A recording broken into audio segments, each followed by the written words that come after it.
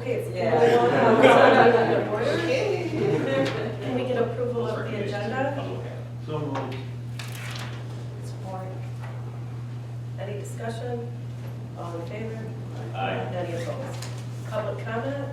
Hearing none, moving on. Approval of November 13th meeting minutes.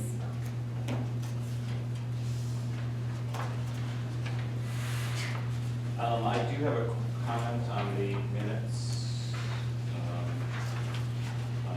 November 13th. Find them. Item 10B.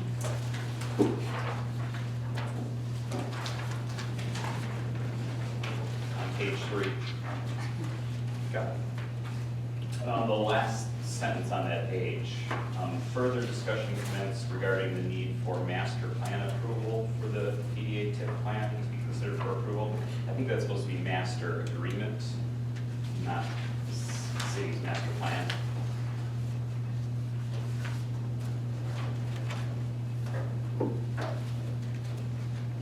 Is there a motion to approve the meeting minutes with that change? So moved. Support. Any more discussion? All in favor? Aye. Any opposed? Approval of the November 20th special meeting minutes? I move approval as presented. I'll second that. Any discussion? All in favor? Aye. Any opposed? Approval of the October financial report? Move approval. Support. Any discussion? All in favor? Wait. Kyle supported. I know. No, I didn't. I did. Oh, Did I you have said any? it. No, you, did you have any? I've got a question, but I can mention it on November or something. Oh, okay.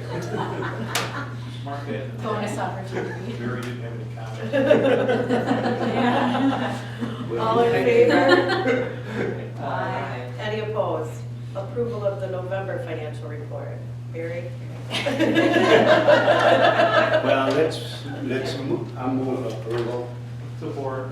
Any discussion? The question I have is on facade grants.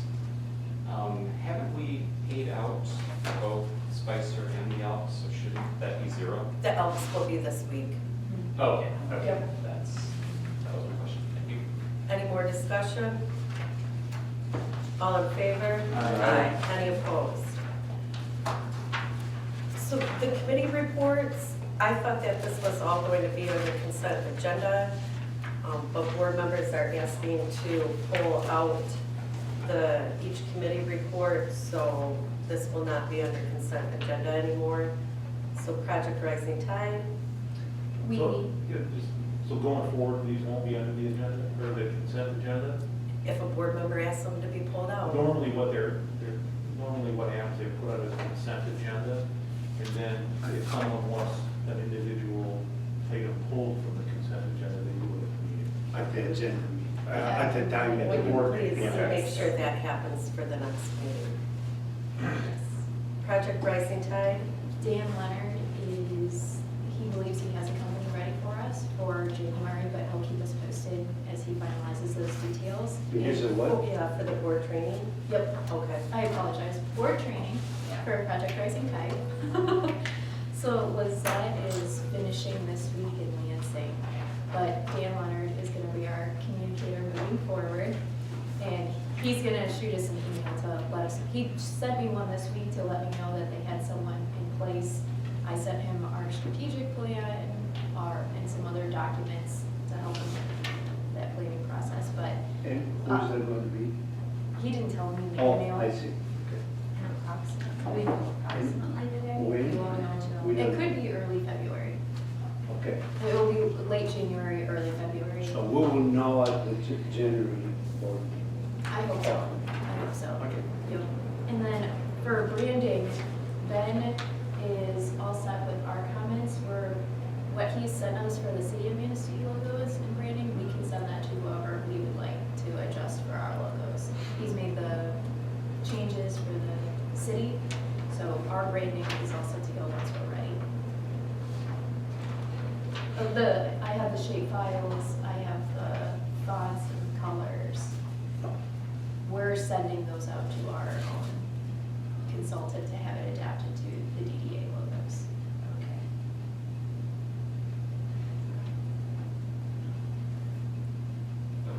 How's my project rising time? Any comments? Economic development, Karen, she's not here today. Tiff, Caitlin? We had our work session last night, and excuse me, started with a couple conversations that we had from one work session to the other work session was deadline. The first point was our conversation for funding for West Shore Community College. And I'll talk about that later in the agenda, but how that was gonna fulfill. The college is looking to start the project as soon as possible, but they don't want to start the project without knowing that they have that funding set in stone. That comes with the TIF plan being approved. We had originally had 2 deadlines for December 31st, both for PA 57 and for the RRC recertification. After the first work session, when they had indicated that they wanted multiple work sessions, I had reached out to both Travis, my contact in the Department of Treasury, and Pablo, our contact for RRC, and said, what are our options? If this doesn't happen before December 31st, what do I need to do right now? For Travis, for the Department of Treasury, is willing to kind of zombify the TIF plan we have right now until it's approved. He's not super pumped about it because our plan is done, but he's aware of the situation. And then Pablo, the city of Manistee has until the end of next year. So the only thing we have left for that is turning in our TIF plan, but he's flexible with us for next spring. So when I started last night, I indicated both that timeline and that financial, and if Thad wants to comment, but I thought it went well. They appreciated having a draft of the city master plan in front of them.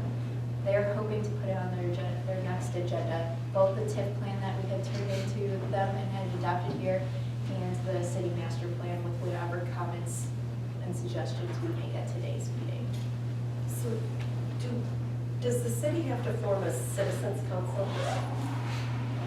That is an option, and we wanted to do that without the members. Back in April, it was discussed by the city that there was going to be a citizens council and then 90 days prior to the public hearing. Yeah, and we couldn't handle my residents of the district. We advertised, we got 2, and the statute says that basically the inability to establish a committee doesn't impact on the TIF Okay. moving forward. We only have 2. That comment being made, we did reach out to, we're trying to figure out the exact process for it. Do we have to have public hearings or public input after the city council improvement? So we have reached out to a couple contacts and we're just waiting back for their feedback. Well, I thought the process was that there's a citizens council formed 90 days before the public hearing. And then it's the citizens council that actually takes the TIF back to city council, not the DDA. That's my understanding, I could be wrong on that. So if that's not happening, if that's not going to be the process, so the DDA is just taking this back to the city, because. Well, I think Caitlin has to find out the fine points of the process, but it's going to have to be ultimately approved by the council. After that, I don't know if there's going to have to be public hearings before approval or what, but Caitlin's going to have to figure that process out. Well, Yep. the process was indicated in the paper in April, and I believe it was an interview with you, with the, in the city, is that there would be a citizens council, and if there's not, that's fine. But then do we still have the public hearing? That's what I'm hoping to find out. Well, when the this public process- hearing is, actually 2 of them are required, a notice are required by the act. So those have to be done anyway, And the- regardless of the Citizens. citizens. Yeah, if we cannot, or the city could not put together, or there was not enough response for a full committee, then we just continue without the committee. So then the citizens council was supposed to take the suggestions from the public comment back to the city council. So will the DDA do that then? That's what Caitlin's got to find out.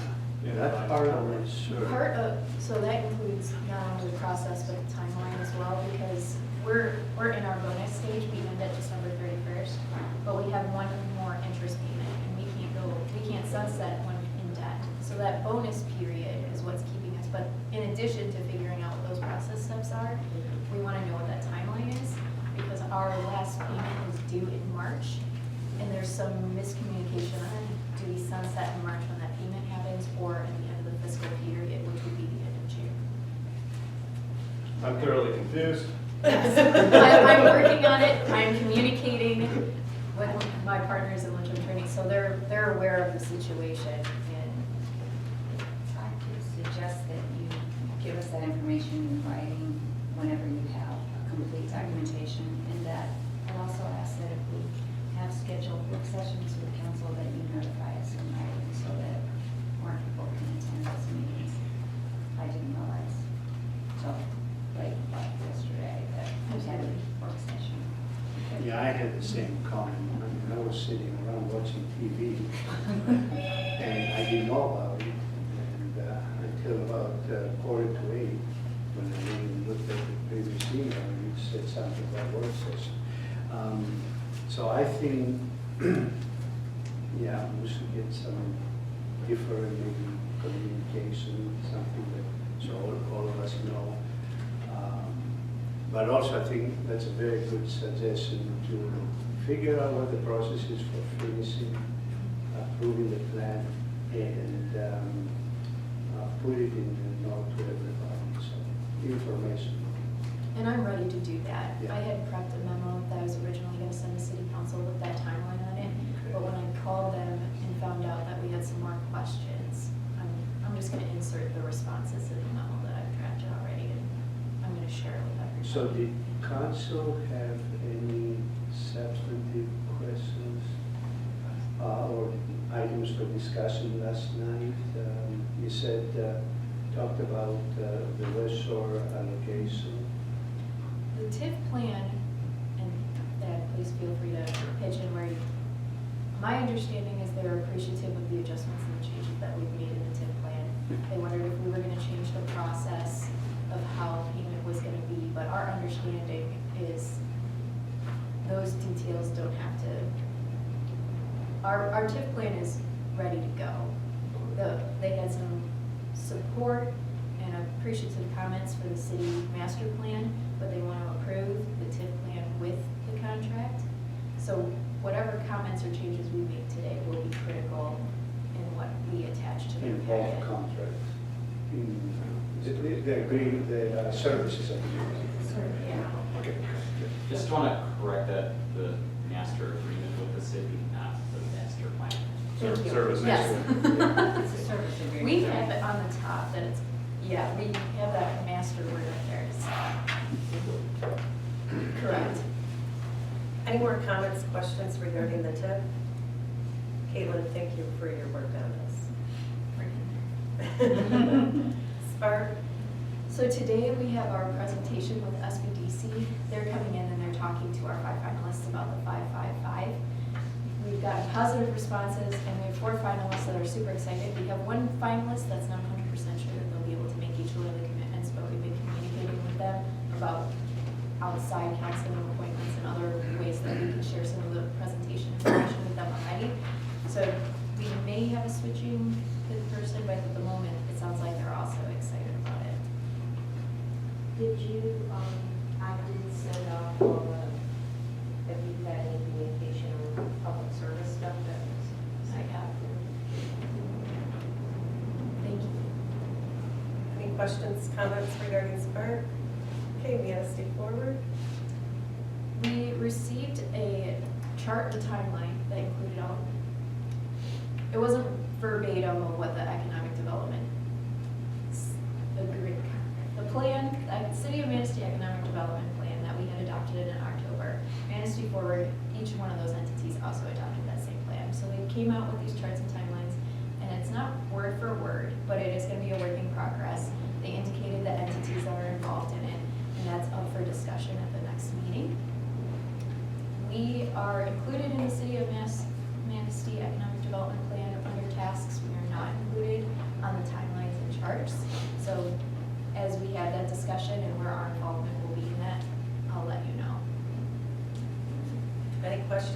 comments on Manistee Forward? Design, Barry? So yes, design committee met yesterday. We haven't met for 2 months. Part of that is we've been trying to find a new meeting date because the standard date we were using no longer works. And what's come out of that process is let's meet essentially the day before this meeting, which means it's hard to get minutes for you to review of the meeting when it happens the day before, which is why I requested not to be on the consent agenda, because there aren't minutes, but you have a meeting. So, however, next month, because of timing, the second Monday or the second Tuesday is actually a week after this meeting. So I'm just going to try to quickly go through the things we talked about. We had a 2-hour meeting. We had an agenda that was actually longer than the one we have here today. We talked through a lot of things. We started the meeting with a presentation from Eric Dustad of Consumers Energy. One of the things that's coming out of Rising Tide that Lizette has been trying to facilitate is some of the graffiti on the Riverwalk, namely that painted on Consumers Energy owned equipment, is problematic. And she reached out to Eric. He's trying to facilitate a program within Consumers Energy to work with us on that in some creative way. Because as it stands right now, their policy is they own the equipment, do not touch it. If we don't like how it looks, we can contact them and they will charge us for them to paint it. Not the most friendly process, but if necessary, I think we may need to pursue that. Some of the items are just not appropriate. Others are just really rusted and look very poor. So we talked about that, but this is kind of the first step. We threw out other ideas, and he's planning on coming back to us at our next meeting with just an inventory of what equipment they have, because that's another contributing factor is just because there's a box there doesn't mean it's consumers. It could be AT&T, it could be Charter, it could be privately owned. We don't know necessarily who owns what, so we kind of need that inventory to start with to see what we can accomplish. And he's also going to then follow up on some other items. So that was a good first conversation. We had invited to this meeting 3 outside presentations. Eric was the only one that could come. We had also invited Tyler Lebanon from the, just to give us updates on how the Gateway project is. He sent an email, but he's kind of going to be a standing invite because we want to make sure that we're engaged. Through email communications, I did communicate with Tyler that just to make sure that he's aware of the fact that we have in our TIF plan funds that could be working with that project. There's $200,000 in the TIF plan dedicated to that intersection, and it makes sense for us to work together, so our dollars would probably go farther if we're working together. The other person that was invited but couldn't attend this meeting is Crystal, and I can't think of her name right now, from community college. Crystal Young, thank you. To basically work through and make sure that we're all on the same page as it relates to the Riverwalk enhancements, which are also under that committee. Other things that we spent a good deal of time talking about were the downtown refuse dumpster corrals. There are designs that have been put together for those, and Kyle and I spent a good deal of time reviewing those. We talked about it at the committee. I would say there's disagreement as to what DPW is doing and what we would necessarily like. But at the end of the day, when this board approved that, we didn't put any contingencies on it, so our feedback, Jeff listened to our feedback, and that's kind of where it stands. But there is one comment that I do feel strongly about, and I want the board to be aware of, is I have concerns that this project is being described as the DDA dumpsters and the DDA refuse plan, because this was not a recommendation out of the DDA. It was a recommendation out of the the city ad hoc committee, the original discussions at the design committee level. This was one of the options, but this was not necessarily the recommendation. The recommendation was actually a more scaled down set of actions. We did though, however, as a result of that ad hoc committee, came to the design committee, which ultimately came to this board, for funding for this project, which we approved. I'm just unhappy with it being characterized as the DDA project, because I view it as a city project that the DDA is contributing money for. So, And what's the significance of that? Maintenance, long-term? I think the maintenance issues, that's ultimately covered by the services agreements, I mean, because it's just another piece of infrastructure. I guess where I have concerns are, so one of the concerns that we have at the design committee level is one of the locations of the dumpster corrals is suboptimal for the coverage of River Street. We had hoped that through Project Bloom, if we could acquire that parcel, that would be a much better location. That appears not to be going anywhere. So therefore, we're kind of left right now with the best option we have is this suboptimal location. We're gonna end up spending a lot of money to do that. And another thing I reached out to Tyler for is, as they're looking for that plan, if they could put in a location on the south side where they have all the parking plan for a dumpster corral, that would address this issue. But that means that we might down the road be needing to fund the third location, which will significantly add to the cost. So one of the things is, could we scale down that location, either make it temporary or portable, so that maybe it could be moved in the future. So some things like that are, we're being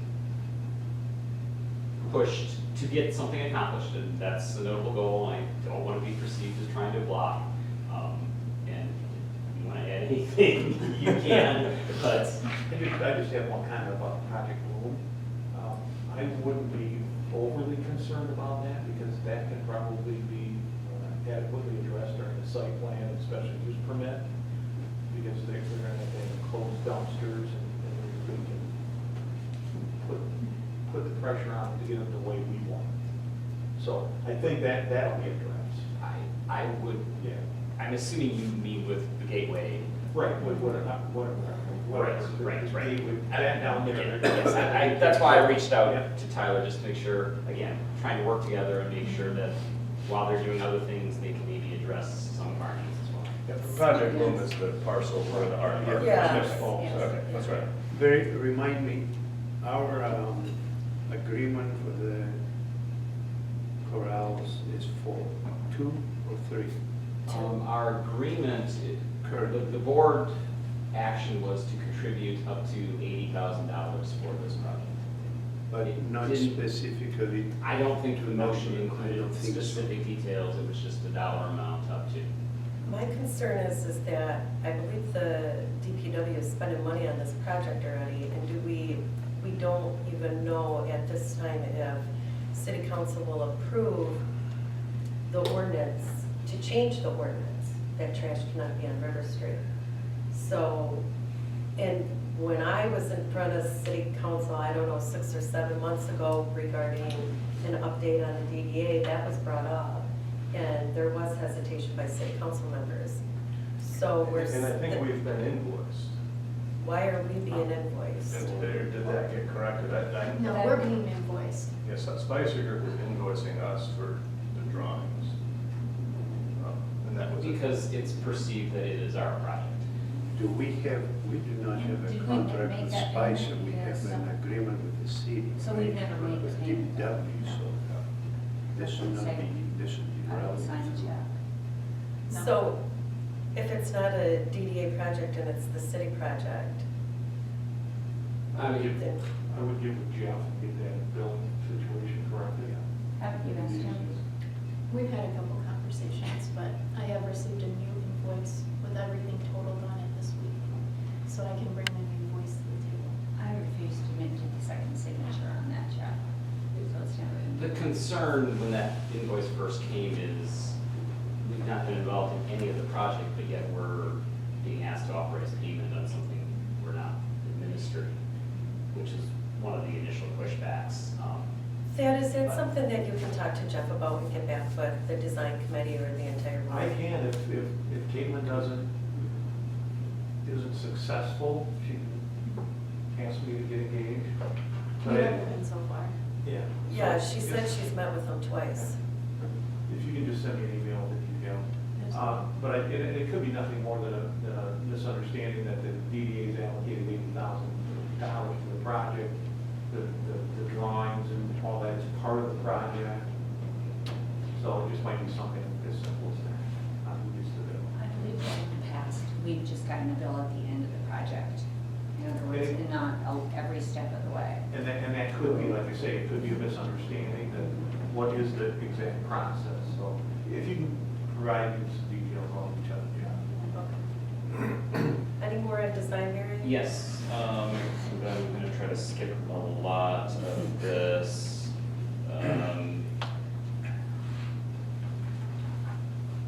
Some of the things, well, this is something I will be bringing up more at next month's meeting, but I kind of want to give the board a heads up, is one of the items that we have budgeted this year is $28,000 towards the American Cleaners property.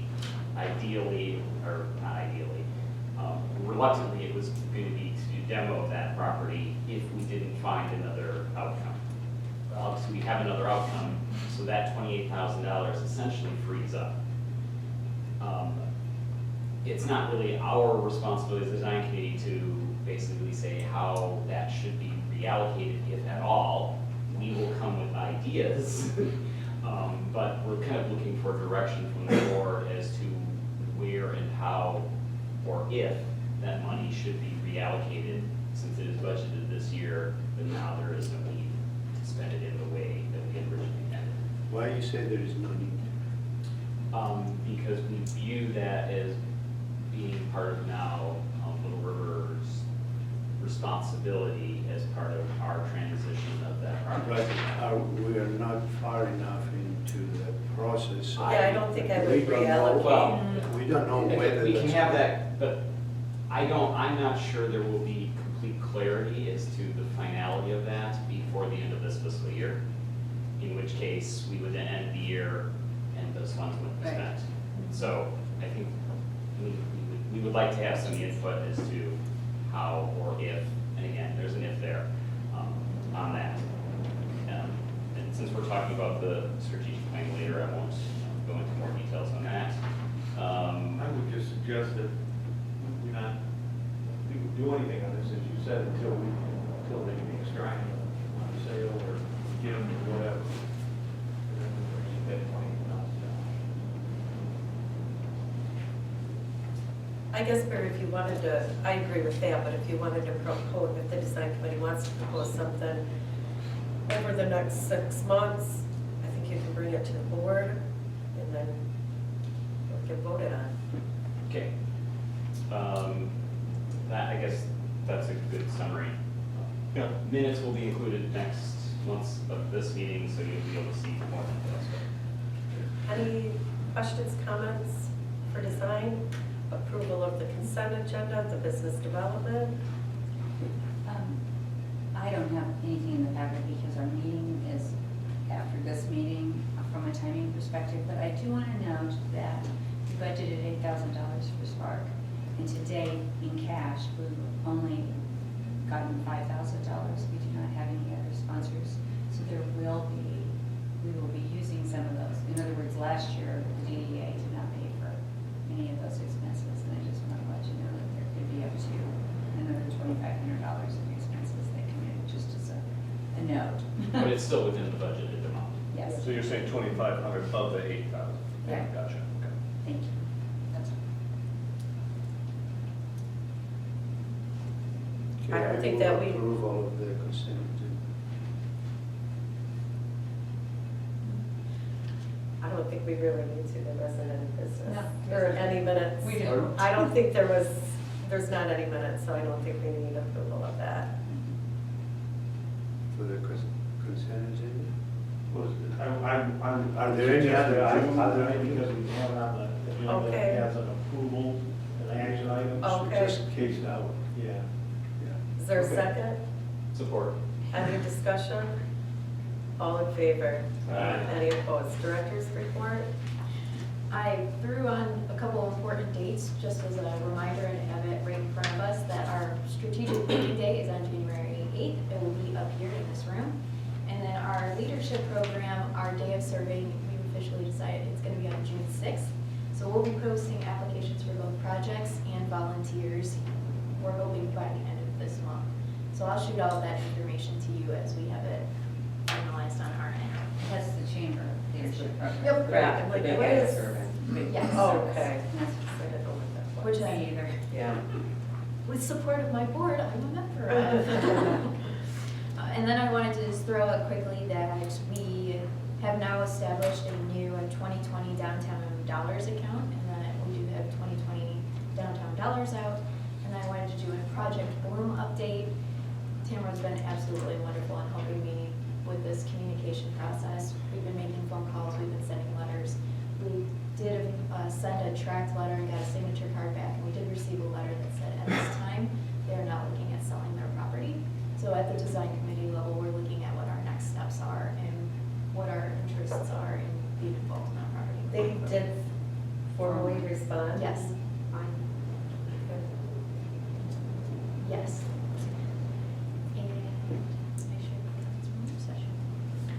I highlighted on there what some major projects are that are gonna be for December and January.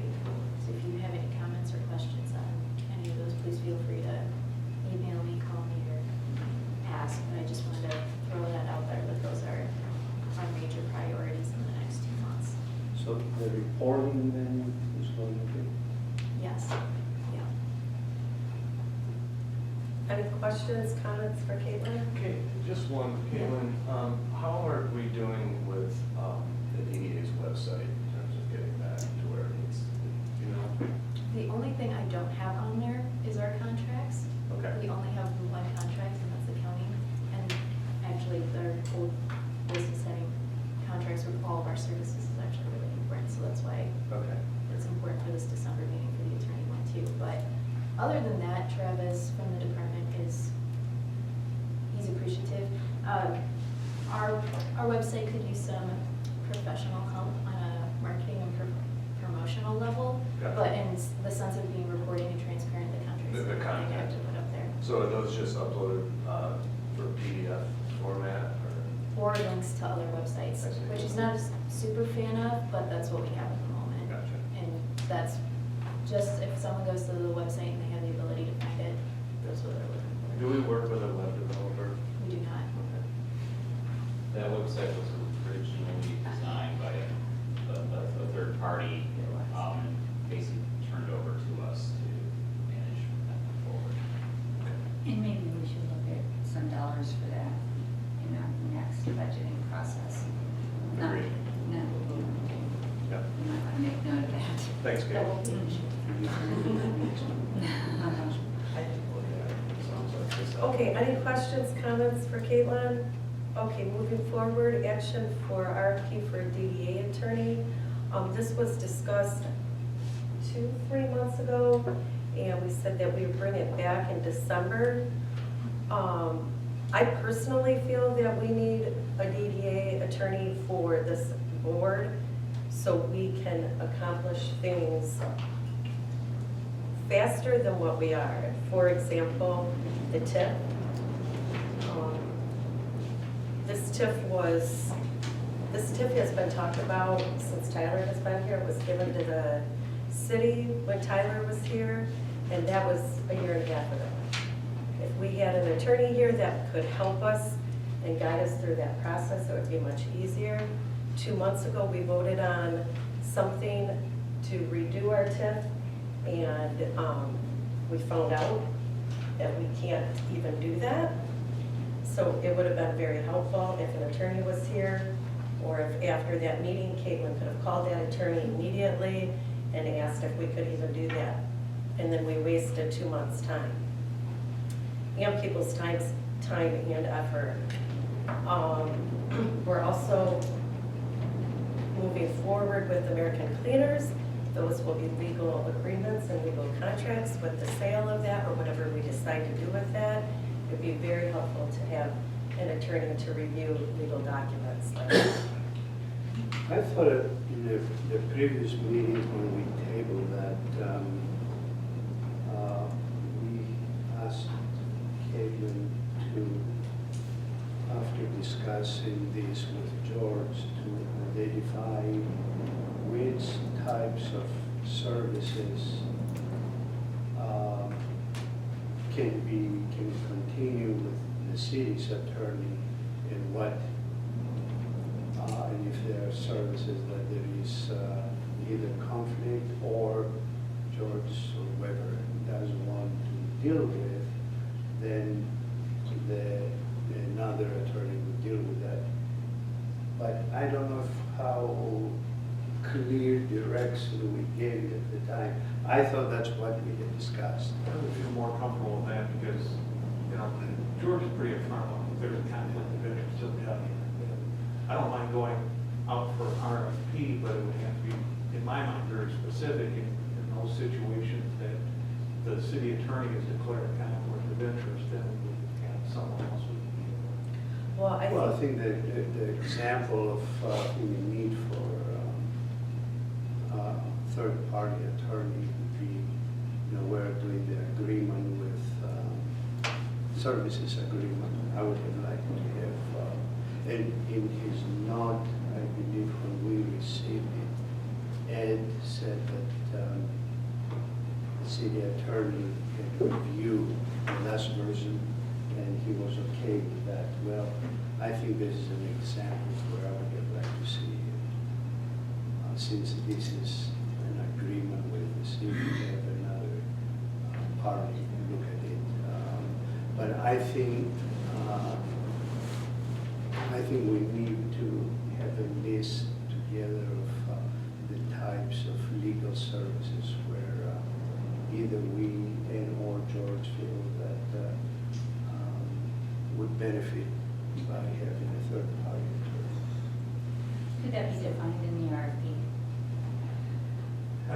Well, I think first in order, look, the RFP is going to be involved and takes time, and I think it's best to identify what are the services we're looking at, and then this way we can limit the RFP to something more concrete, and we can then compare apples with apples. So in this, I don't think that we can put a list of what the attorney may or may not do.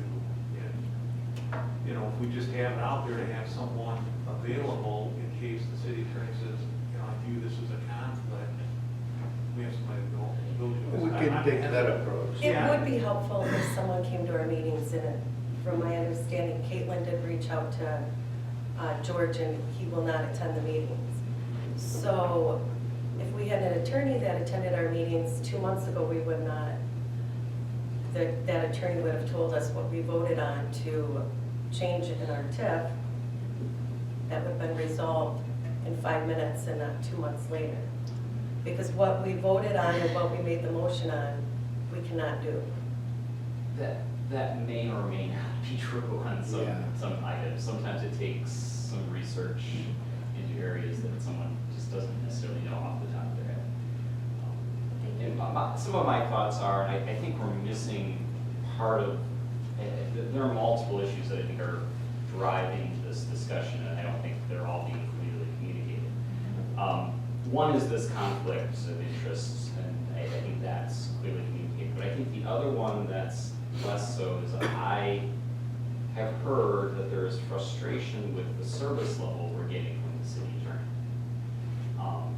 And where things could take weeks when we need much more time to turn around.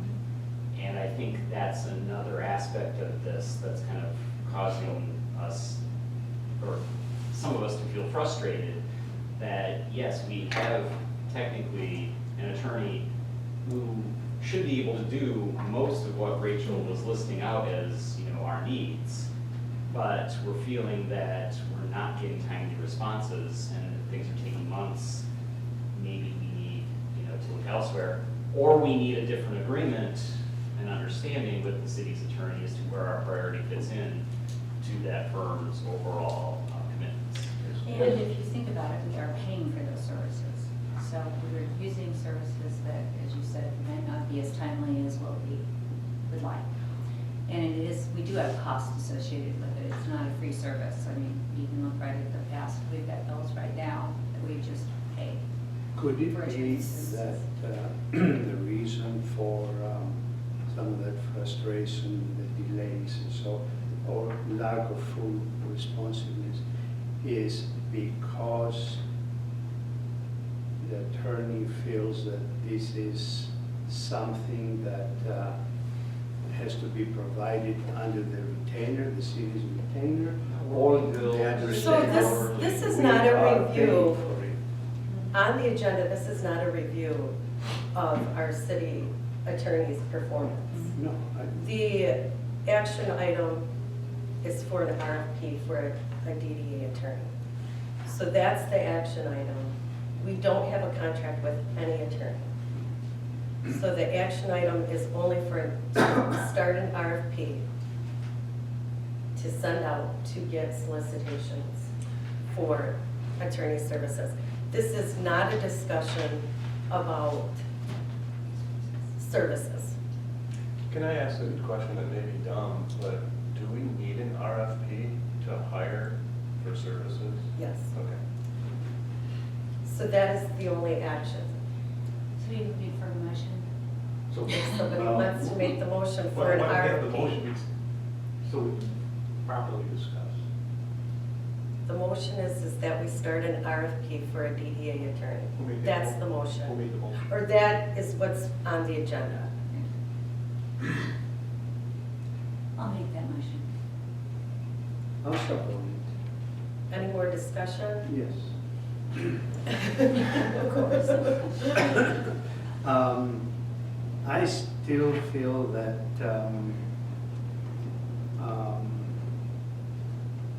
before spending the time and the effort in doing an RFP, that's going to fall on Katie, and that's going to be, quite a bit of effort, and then interviews and so on and so forth. I would still like for Kevin to give us, to research and give us some understanding of the items that we feel that trigger the need for outside attorney services. Understanding, and I wasn't aware that we do not have a contract No. with Georgia, with his firm right now, right? So that's really the first reason that I see for doing that, but still I think we need to better define what it is that, Haven't we sat down with George and shared our frustration? I have not sat down and talked about frustration. I have asked him,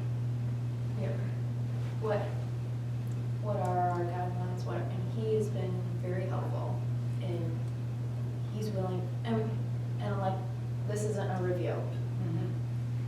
This is not a review of George No. Saylor's performance. Right. So, The action Right. is for an RFP for a DDA attorney. That could end up being George. This is not a review of George's performance. So that motion was made, there was a second.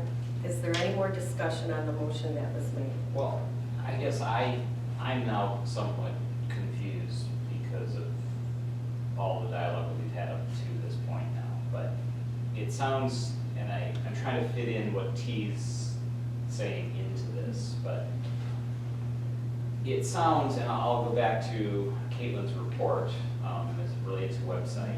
We're supposed to have all of our contracts on the website. We don't have an attorney contract. So it sounds like we should have an attorney contract. Not just in the cases where there's conflict of interest, but in all Just to have cases. it. So Yes. this sounds like this should be the all-encompassing RFP for legal services for the DDA, including everything. And if if the ultimate award of that is the city's attorney, then this conflict of interest piece becomes an additional add-on. Right. That I think is bigger scope than I was hearing Thad wanting this to be. I'm also hearing T saying, can we get the list together first before we direct Caitlin to spend hours formalizing that process? So is my understanding correct? Thank you, Barry, for being transparent. Because I just want to make sure that I know where we're going on this. You know, I would also suggest maybe get with Ed and find out what the agreement is that the city has with George and his firm to see if perhaps we're already covered through that in a contractual basis. Can you have him send that to me? Because I've asked for it When did they ask for it? about a month ago. Okay. Here's the thing, we're supposed to bid all of our big projects. I mean, it's part of our policy. So this is definitely within our policies, current policies, that we should be bidding for services and have contracts. But if the city's contract Covers. covers us, then that's Of course. checked off already. Then that's a very different conversation. Should we rebid Right. for something that we already have an agreement in place? And it's part of this is we don't know Right, that. so let's say if we are going ahead with the RFP, I will tell you that before in the past, we've had RFP, we brought those back for approval before we mailed them out. So in the RFP, we could do exactly what he's suggesting, and we could then say, is this the proper scope? Yes. I understand that we need to have a view of whether we're already covered under that I contract. mean, I can, I supported the proceeding with the RFP process, but I think we need to also understand that as part of the process, one of the first steps should be to figure out what may or may not be covered under the current agreement between the attorney and the city. A number of the city's contracts do cover us and, other commissions or authorities.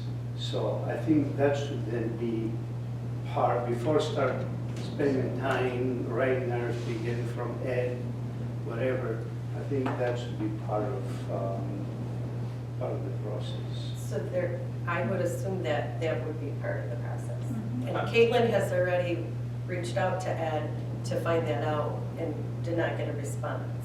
So that is already happening. I agree with T that we need to know that. I would hate that effort to be spent if we have an appropriate response, and then that's another step. But I think we need to find that out first. Yeah, I think it's appropriate for Caitlin to find out what are our everything, our RFP, and that would include, and I'll reach out to Ed to get that agreement that the city has with George, and then, next meeting, bring us back a recommendation that, do you think one's needed, and if it is, what should we discuss? Thank you. Based on your That's something more definite, but still we have a motion. If you were, The motion was that we were going to move forward with an RFP, which would, in my opinion, include everything that you're talking about. Right. Because that's what will be in the RFP, the services that we need. We will bring that back to the board. There will be board approval on that RFPs. I'm just a little reluctant at this point to have somebody, as Kyle said, start working on an RFP when we don't even know the scope of an RFP. And I think But we need have to start. That's part of the process. That's part of the process. What I believe. We have to what- start it. What Rachel's saying is, we've got a process. If I were asked to do an RFP, the first thing I would do is do that research, find out the services, and bring back the RFP to the board with the information that we've seen the contract, and this is outside the scope. Well, So That there's should be part of there's her some work. motion, I'm still not convinced an RFP is absolutely needed until we get some more information. That's all I'm saying. okay, there In the was, sense of having a contract. And we may have one already. That's the confusion here, is that we may already have a contract in place through the city. no, you mentioned 2 months ago, we don't have a contract. with George Taylor. The DDA doesn't. Right, but the city's contract may cover the DDA. We may not know it. We maybe have gotten misinformation, so we need to get that information from Ed. So, but what I'm hearing is that people are saying, well, we can use George for some things, but we still may need another. Okay, so then the That's the motion is for an process. RFP for a DDA attorney. Okay. There was a second. Is there any more discussion on it? I do a roll call. Yeah, I do a roll call. Valerie Bergstrom, Yes. T. Taxadas, That was close. T would be enough. Yes. Kyle Walter, No. Rachel Brooks, Yes. Karen, sorry, Thad Taylor, No. Tamara DeConio, Yes. Mary Lind, No. Jody Walter. No. Discussion on Manistee DDA support, office support. Well, before. I just want to know what the results of the. Yeah, Oh. exactly. I'm sorry, 4-4. So that fails. Yeah, it does. So I think we should still then proceed with some of the from figuring out what is available and what we're covered under, what we're not covered. And I think then there can be more of a argument for that. Somebody in the public wants to. Well, I don't know if this is appropriate, but when you guys make the motion, you could, I think what you're getting caught off on, and for those of you who don't know me, we're later on the agenda and I'll introduce myself, but maybe what would be appropriate would be to make a motion that find out if you have a contract in place, and I realize that you wanted to put that as part of your process, but they're really two separate things. So if you find out what is actually entailed within your contract and you find you're already covered, then there's no real reason to go after an RFP. So if you make that action, that's I think where your board's being held up. Where if you say check on this as part of your motion, if we do not, then move forward with an RFP. That might be a stronger motion that you guys could agree on. I think we've already given direction to the Yeah. executive I director. think at this point, the motion has Yeah. failed, but we have Just some details. direction. Okay, So we'll bring that back for next month. yeah. See, we can't get things. Discussion on Manistee DDA office support. I thought we were gonna wait until the review was done on this. What we said was we were going to delay it to this meeting, but it Yeah. ends up that the agenda turned out that this was before the I see. review on the agenda, so it's kind So- of, I would Same time. defer it either to after the review part of the agenda or to next month, because, yeah, I don't think we can have that conversation until we've had that review conversation. Yeah. I move to table. this item. Okay. Yeah, just have to table to a date certain. Yeah, Next. until the next. January. The January meeting. So you made a motion for that? or- I did. I support that. Any more discussion? All in favor? Aye. Any opposed? Action for hiring, marketing, and promotions of the new branding adopted October 9, 2019. I don't know anything about this. I don't know who has to. This was is on also the agenda. directed to a December agenda item. I would say we move to table this, and I would table it until at least the February meeting, because I don't know how we can move forward on this until we have a TIF in place. Correct. If in place at the strategic session. Exactly. So I would, my motion would be that we table this to the February meeting. Also, Any more discussion? I just, yeah, was, the question I have is, the design committee is starting to look at projects still this fiscal year that incorporates branding. So if you recall this year, we had banners downtown, we're looking at reusing some of those, but introducing some new ones that may promote events and would start picking up the new branding. I mentioned earlier the dollar amount. One of the ideas we discussed discussed yesterday was reallocating some of that to update the US 31 sign with the new branding. And, you know, so February is starting to give us not much time this year to do that, but I also understand why we might want to postpone this until then.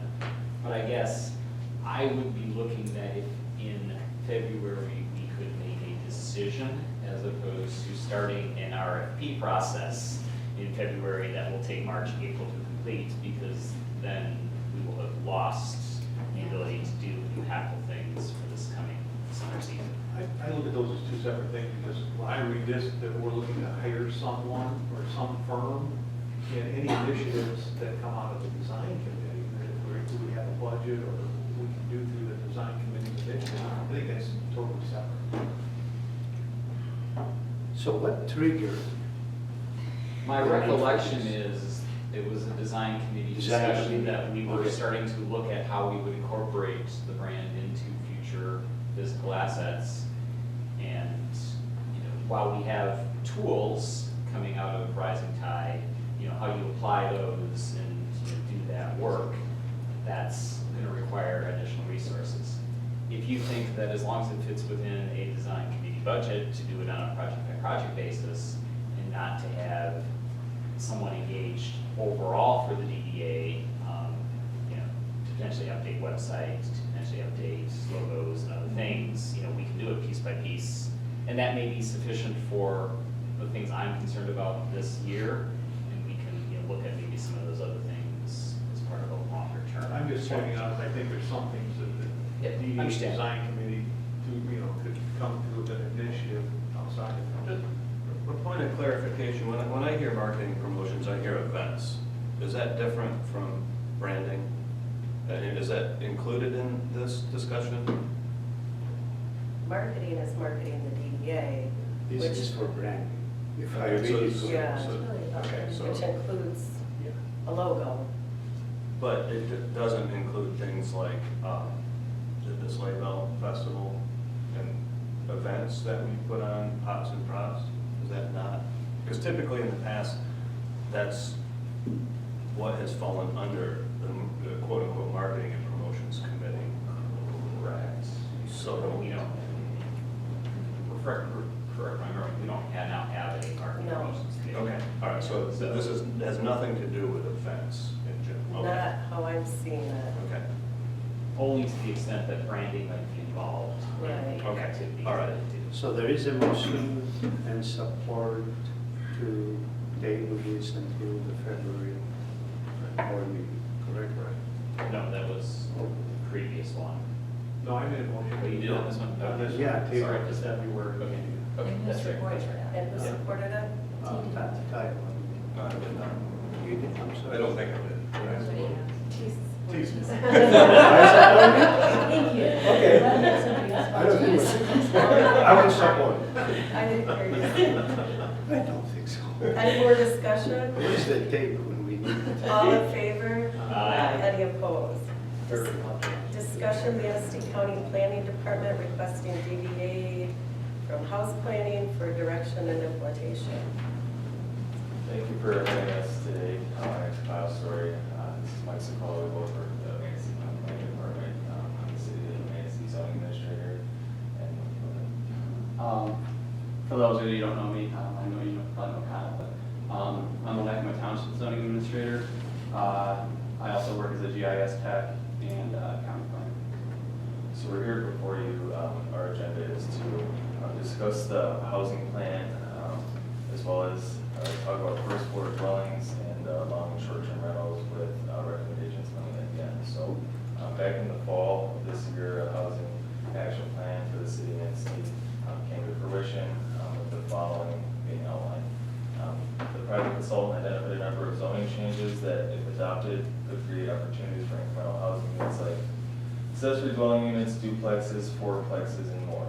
This approach, quote-unquote, legalizes the missing middle, a type of medium-density housing that fits in with existing neighborhoods and is typically the right size and affordable to young people, retirees, empty nesters, and other small households. As the city and county explore these potential changes, it will be important to consider how their impact and how they may impact related ordinance, units. So the first discussion item we'd like to bring up is first floor dwelling units, and if I could kind of explain what that entails. So a first floor dwelling unit in the DDA would be a retail unit in the front of the facade off of the main River Street, and then the back of the unit be a residential unit. The current C3 ordinance goes over allowable uses by permitted uses, which I have here. I'd like to read what that entails for upper story dwellings and how it may pertain to lower story dwellings. So the permitted use of upper story dwelling includes and existing structures within the C3 district, which is in the DDA. New structures proposing upper story dwellings shall be governed as a mixed use. Upper story dwellings shall be accessed by a secure entrance dedicated to the exclusive use of building residents and guests. No commercial or office use shall be located on the same floor as a residential use. No dwelling unit shall exceed a maximum of 2 bedrooms. Each dwelling unit shall have a minimum floor area of 500 square feet. And a basic site plan shall be required and reviewed by the zoning administrator. So these are the outlines for upper story dwellings. As they pertain to lower story, I think some of them may not apply, including the no commercial or office use shall be located on the same floor. That would preclude the opportunity for lower story dwelling units. So we're here to discuss if the DDA thinks that would be something that we should look into more and recommend that we should consider for ordinance amendment to help with different housing issues in the area. So do you have the language for the first floor limitations? Because my recollection is that in certain areas of C3, there's a 30-foot requirement that the first 30 feet from River Street are treated differently than the back spot. I don't have that language in front of me currently. Yeah, there is, something- and actually there was an amendment about a year and a Yeah, half something ago. had to happen with regards to. Yeah, where they cannot be First Street residential along River Street, but it can be on the side streets within the district. I thought of the requirement was the first, whatever, 25 or 30 foot, it had to be commercial, retail. On River Street. Yeah, and there could be housing behind. So that's. Oh, absolutely, yes. So that's existing, or that's what's proposed? Can you rephrase the question? Well, I'm confused about the first level, main floor level. Mhm. So currently, residential is not allowed on main level on River Street, is that? There it is, but behind the 25 or 30 feet. Okay. In the From- C3, we're talking about the that's C3 River district, correct? Pardon? The C3 Central Business District, correct? Yes. Okay, so the ordinance is, I printed out, which is on the city website currently, does not showcase that, so.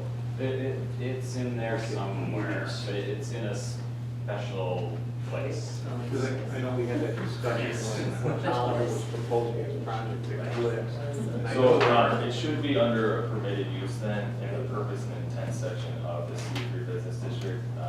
Currently, I can go over the different permitted uses that pertain to housing in the district, and maybe we can discuss that further. So, what's a permitted use in the C3 include duplexes, accessory dwellings, upper story accessory dwellings, subdivision, or multiple unit dwellings. So, pertaining to a lower story dwelling unit, there's no language in the C3 ordinance that pertains to that. So as constituents come into the zoning office to administer the C3 ordinance, it has no language for that currently that pertains to upper story dwellings. Could lower it be story that the amendments, I believe it was late 2017, when there was an amendment to allow Was it for adopted? dwelling on the first floor, on the frontage, Okay. in the district, but not on River Street. So did the amendment go through the planning commission and then was it adopted formally by city council? I know it went through the planning commission, and So the missing link, I guess, we have here is the different districts that this is allowable. The C3 district, which pertains to most of the DDA, surely does not have that, which I guess to specify what we're here to discuss would be to discuss that if lower story dwellings in the C3 district would be something to look into. It may be allowable surely in other parts of the DDA that may be zoned a different way, but it has nothing in the current ordinance. So if I could learn more information about the 2017 amendment, that'd be helpful. As we took over zoning about earlier this year, these things have just come to our attention. So it's an issue regardless of housing, and that's why we're here. But for lower story dwellings, there's nothing in the C3 right now that allows it.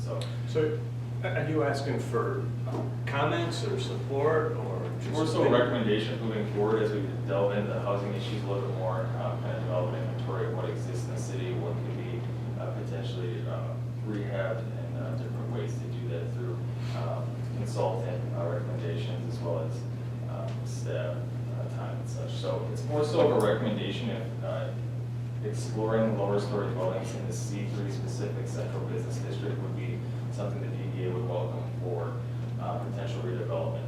Of course, it would have parameters in the sense of the front half or a certain ratio of square footage of the floor area would be still commercial and the other would be residential.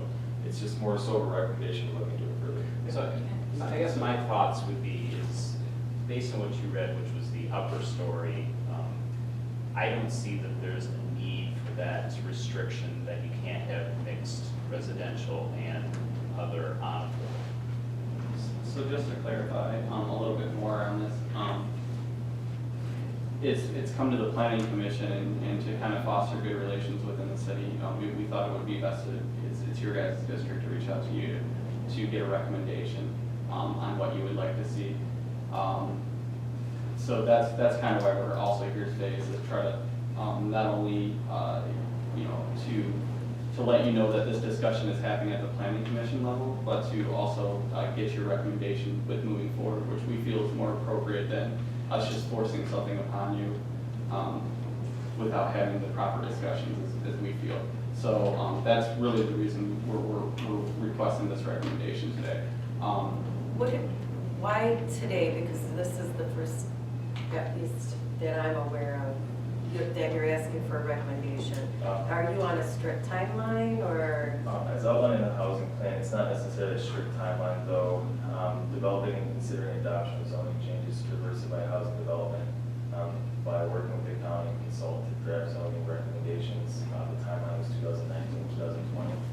This is the last meeting in 2019, so we wanted to put it on the agenda and bring it to everyone's attention to kind of get the ball rolling, if you will. So as 2020 approaches, we can have a more precise outline of what we can accomplish or what we can tackle in a timely fashion. So from my understanding, you're looking for a recommendation from the DDA on first floor housing potentially in the downtown district? Correct. Okay, not the city or? No, specifically. Okay, specifically for the downtown. The C3 district. There could be some other places, maybe the C2 or other abutting districts that touch the C3 that could possibly have this. We weren't delving into that. Did you find that then, or? I found it draft, but Okay. not what. the Because there's no final was. definitions in the ordinance also about this, so it could have been a draft amendment. I'm not sure if it passed. It went through. Okay, so the missing link would be having that approved amendment to be updated in the ordinance, which is an issue that I guess I can look into a little bit further. Obviously, it's a zoning administrator that needs to have an updated ordinance. Yeah, actually, it's section 1832, dwelling, multiple units, B regulations, item 3, where it was clarified that mixed-use building fronting on River Street, at least the first 20 feet of depth at street level of the building shall be dedicated to a commercial use on River Street, because in the past was the the entire entire C2 and C3 or C3. Okay? And the reason this came up was with Edgewater, the apartments, where there was a technicality in how, in the PUD, and it was necessary. The city asked the developer to ask for an amendment to the ordinance to specify that the 20 feet frontage requirement for commercial Which section is, was that? that's section 1832. If we go to the final, we can. Is there a way we could maybe pull it up on the screen, we can look at it together, or is there anywhere? I just have the draft that Okay, so so we were asked to, With the draft came out of the DEA, correct? the draft, no, it came out of the city planning, or city planning and zoning at the time. So. That was April of 2017. Yeah, okay, so we will look more into this Yeah. as it pertains to mixed-use development that doesn't necessarily approve it for certain residential uses immediately when we're going through a permitting process.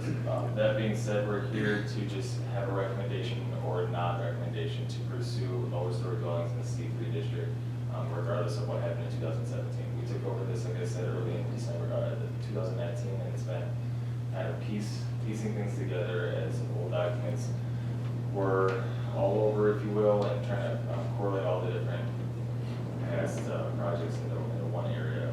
This might have possibly slipped past. Actually, I just pulled up, and it is incorporated, but it's section 1832, and it's basically adding additional requirements to C3 that aren't in the C3 section.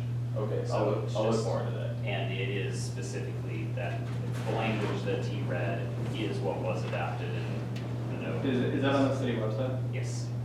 Yes, my understanding currently have some Yeah. housing behind. Yes, The- right now. The annotation, item 3 was amended by amendment Z1707, effective 7/28/17. Good. So, Okay, yeah. there is language in this section 1832 that talks about residential in the C3 district that is obviously outside. Is it first floor dwelling, or is it mixed use within the building? Because then this just says upper story. The section title is dwelling multiple unit. Okay, so what's allowed in this? But it says specifically, provided however that in a mixed-use building fronting on River Street, at least the first 20 feet of depth at street level of the building shall be dedicated to a commercial use. Okay.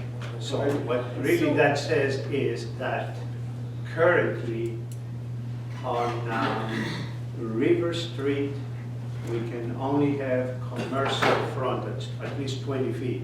In the back can be residential.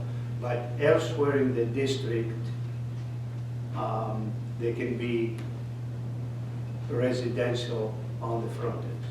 So with that being said, what exactly are you looking for Well, from us? 'Cause Um, I'm so- confused a little bit. So we are interested in knowing if amending and having a certain part of permitted use in the C3 district outlines what a lower story accessory dwelling is, without having read the exact language that you brought to the table. I didn't hear anything about the definition of lower story dwelling in those. So I guess the point is that there are potential for making the ordinance have more clarity for people who come into our office about different credits and tax incentives about homesteading and first floor dwelling units, which is why this has even come up in the first place. Constituents and different residents have come in about their lower story dwelling, and they say it's not allowed, and we go over the different ordinance language, and I agree with that it's not allowed, but now since this comes into fruition, I think it needs to be more clear in the ordinance. But basically, the recommendation is if the planning department and the zoning administrator should delve into lower story dwellings and make it more clear in the zoning ordinance so as to allow these uses by a permitted use. So it's already allowed, just not on River Street, right? I think it's unclear, It is. especially as it relates to first floor. I think depending on Well, what I you think read. No, there is nothing to disallow residential space on the first floor of a building, of a mixed-use building, behind the 20 feet of frontage. I would agree with that. Yeah, that's what it's now. Yeah. Okay, so on the first floor, you can have dwelling behind the 20 feet. Elsewhere in the district, in the C2, C3 district, you can have dwellings. What would that be considered a permitted use in your opinion? Pardon? To have a permitted dwelling in the second, or the back half of a building, what would that be considered as a permitted use? Would that be, in your opinion, I don't see where it says it's permitted use. No, there isn't. There isn't anywhere, to my knowledge, that specifically, it calls it out, but it's allowed because it's not being disallowed. If you want, I guess if you want to bring some language back Yeah. that clarifies that I think the board would be receptive to looking at it. Yeah. So I guess. But you also said something else. You said something about for residential on the first floor for homesteading purposes rather than commercial rentals, residential rentals, well, which I think is a good point. So when you say that since it's, the language does not disallow it, it doesn't have language to say that you can't do it in the permitted uses section, it doesn't outline that you can do it, which means that, as a zoning administrator, that it's not permitted because it's not a permitted use. So it says you can't have, it doesn't say you can't have a, you know, an industrial use there, but since it's not a permit, does that make sense? So I'm trying to say, it doesn't say you I can- can't have a theater. Is this a city document? Yeah, Yes. that's So the would city these ordinance. questions be directed towards Well, the city council? Yeah, but they're This talking is a about planning the, commission. yeah, the. Yes. That's the They're county. asking our input, which Yes. is refreshing, so Yeah. I'm appreciative of this process. I'm not saying that, I'm not appreciative, but there's uncertainty, that's not our document. Right, but. Oh, it's but not to- a document. So- But I don't want to, traditionally, where we get frustrated is other groups go off and do all the process, don't involve us, and then say, here's all I the understand. output of that. I They're asking understand. for our input. Yeah. The problem I think we're having is this is a foreign topic to us, Mhm. except for a couple of us who delved into this for a variety of reasons in the past.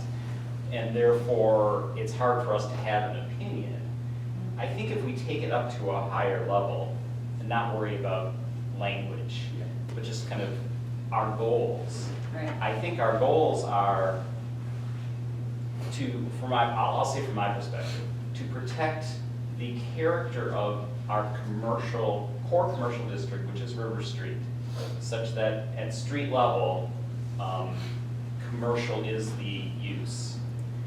But The for frontage use. the frontage use, That's but for stated in upper there. levels and behind that frontage use, residential, I think, would be a wonderful thing in all of its aspects to be embracing. I heard you state that there's a prohibition somewhere of mixed on the same floor. I don't know why that would exist, I don't know why we would care, except for that first floor again. But on upper floors, you've got half of it residential and half, Well, office many space. already exist and That have seems like recently it would been be- put in place. So this is what I don't understand. Right, so It those- already exists, it's already Well, there's some there. conflicts. No, they're just asking for We have the input. clarity we need. So, Yeah. so So, this would be our first, like, if I can just to kind of, it sounds like you guys would recommend this, if as a use. That was our first, like, okay. Now, if we're talking about language, and we get into that level, right now, your amendment says the first 20 feet has to be commercial. From my aspect as a planner, I look at that and I say, is that enough? So, this is a discussion we can get into with recommendations, coming forward, because basically right now, if we look at, the amount of area that you have to have for a dwelling unit, then you're looking at, was it 500 feet? So let's say the building's only, so many feet, the ground floor doesn't meet that, or that needs to be clarified within the ordinance at that point. Also, like a 20-foot commercial area, is that big enough to actually do anything with storage, break rooms, et cetera? So these are the questions that we're kind of, if we delve into this, but our first question was, do you want it? We did not, I did not personally see the amendment that you guys passed in 2017. But with now knowing that that exists and realizing that you would like that, if you know, you would like us to go further into this, we would like to involve you in the conversation, just as Barry said. We realize that has not been happening in the past, and we're trying to correct that. Because really this is your downtown that you guys would like to, you know, maintain the character on, as Barry said. And we want to include you in that process, so when we go to the planning commission, we say, hey, we have the recommendation, this is what they would like to see. And then the planning commission would, you know, can have that conversation. They're like, oh, well, they didn't think about this. And we can come back and re-engage you about that. And then moving forward, or they're like, okay, well, we'll do all this but this, or whatever. But at least having your input on this for exactly what Barry said, where we, you know, we could have just started delving into it and come up with our own language, which wouldn't be appropriate to enforce that then upon you, as we feel. And we feel that that's incorrect. So that's really why we're trying to start the conversation, but with knowing that there is a limit of 20 feet on there, I could say that, yeah, you guys do want this. However, the language also from Kyle's standpoint is not clear to allow it. So saying everything I've said, does that clear up kind of? Do we need a motion Well, on this? do we want to have a committee that works? No, I think we can give them direction and say that, you know, what I'm hearing, we're already supportive of housing behind commercial uses. There. But they're right, what I'm hearing On from them River is Street. that, on River Street, but okay. they want to suggest some language that offers more clarity. So I'm uncomfortable with that. I think you guys can walk out of here knowing that we support first floor housing on River Street behind a commercial use. Right. And now it's a matter for our end as the planning department to get that language created, drafted, and potentially amend the ordinance to have the. Yeah. And then bring it back to you guys for Exactly. that's exactly what we want to do. But we just come in for recommendation, like, we did not see the 20-foot, and it's not very clear in the ordinance that allows that, so. And to your point. There are a couple other related issues, you start bringing them up. One was the size of the residential unit right now is 500 feet. There is no reason why they cannot be smaller size units. 350, 400, Right. as you do under a PUD. Under a PUD, you can do smaller units. Right. But rather than having to go through PUD for every small building in the downtown, why not reduce the size requirement to, say, 400, which makes it very, We've actually discussed 300. even 300. Within our department. So. Yeah. To digress, we will look into this. Thank you for the recommendation. The lower story dwellings, it seems like are a necessary thing in the DDA. Thank you for that. So the second item is the short-term rentals that were on the agenda. That being said, of course, being a hot topic in the northwest lower Michigan area, the recommendations from the consultants include exploring regulatory options for short-term rentals, including inviting speakers, which I think has already happened, and present more information to joint meetings. This is a 2019 and 2020 timeline, but these impacts of short-term rentals and shoreline Michigan communities are surging in demand and need to be addressed. So that being said, that's a blanket statement on topic that could use some discussion in the sense of, does the EPA feel that short-term rentals or in general are a positive thing, or? But we're looking for no recommendation on this. Let me just come forward. So. Short terms as far as VRBO, Airbnb? Yes, so with saying that, we received direction after Onekama Township passed their short-term rental ordinance as a police power. it's being brought to the planning commission, a presentation about short-term rentals, because they asked for us to, you know, basically educate them. Saying that, we've also looked at, like, I've talked to Caitlin about short-term rentals, long-term rentals, kind of as a side topic, but then also finishing upper story dwellings within the DDA and offering tax incentives to do so. So that was something that I think is more where this was going towards. Like short-term rentals, we wanted to let you know, hey, we're having that discussion. If you're interested, please come to the planning commission meeting. When is the next meeting that you're having that? It's not on a January agenda, though. The January 8th meeting is the next meeting. That being said, it could be on the agenda. Could you notify Caitlin when it's going to be on the agenda and she can push it out She can let us know. to the board? Oh, yeah, definitely. Yeah, that's Check right. our biggest three on the And I'm saying this partly as a short-term rental owner in the commercial district, is I would be concerned if direction were to basically make short-term rental not be permitted commercial use. I understand in residential areas, there are lots of, but as a building owner, being restricted into what types of commercial activities, I just don't see the need yet to put those restrictions in commercial zones. Residential, I would have a different opinion, but that's just, you know, less Yes. restriction in commercial areas. These are the discussions we want to get out there. However, if I was to argue it the other way, it would be, there's a shortage of housing within this area. You know, if you put a short-term rental in there, you are taking away housing that's available for a working class individual. So, I mean, there's other ways of arguing, but these are conversations that need to happen. I'm not saying one way's right, one way's incorrect. It's on for the community to decide. However, this is a topic that the Planning Commission has directed us to have a discussion about, with you guys being in the DDA and obviously a short-term rental ordinance, individual. You would have a desire to speak about it. We are just letting you know that this conversation is taking place. So, So I guess, I would suggest we save our comments until the planning commission has it on their agenda.